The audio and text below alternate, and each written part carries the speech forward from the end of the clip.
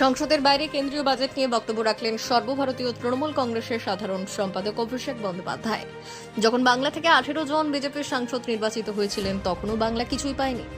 আজও বাংলার 12 জন বিজেপির সাংসদ রয়েছেন, কিন্তু তাও বাংলা কিছুই পেল না। এই 12 জন সাংসদের বিরুদ্ধে প্রতিবাদও করবে না। বাংলা বরাবর বঞ্চিত হয়েছে, আজও তার পুনরাবৃত্তি ঘটল। শুধুমাত্র বিহারে এই বছর নির্বাচন রয়েছে বলেই বিহারের জন্য সবকিছু করা হয়েছে। ওরা সবকিছু ভোটের কথা মাথায় রেখে করে, সাধারণ মানুষের জন্য নয়। পুরো বাজেট আমি এখনো পড়িনি, আয়কর ছাড়ের বিষয়ে এখনো স্পষ্টতা নেই। তাই আগে সম্পূর্ণ বাজেট পড়তে হবে, তারপর আমি যা বলার বলবো। এই বাজেটে সাধারণ মানুষের জন্য কিছুই নেই। ওরা পুরোপুরি বিহারের জন্য বাজেট ঘোষণা করেছে, কারণ সেখানে নির্বাচন আসন্ন। ওরা যা দেওয়ার সবকিছু বিহারকেই দিয়েছে। আগের বাজেটেও সব সুবিধা দেওয়া হয়েছিল অন্ধ্রপ্রদেশ ও বিহারকে। এখন অন্ধ্রপ্রদেশে নির্বাচন হয়ে গেছে, তাই ওরা বিহারের দিকে মন দিয়েছে।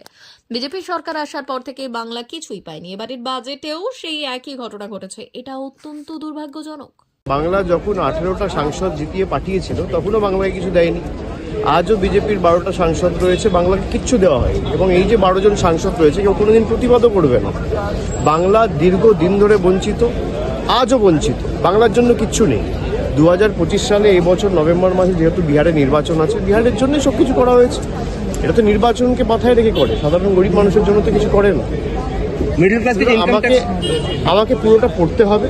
মিডল ক্লাসের উনি ইনকাম ট্যাক্স রিবেটের যে কথাটা বলেছেন, ওখানে আবার বলেছেন যে 4 থেকে 8 লাখের জন্য 10%, 8 থেকে 12 লাখের জন্য 20%, 20 থেকে 30 লাখের জন্য 25%।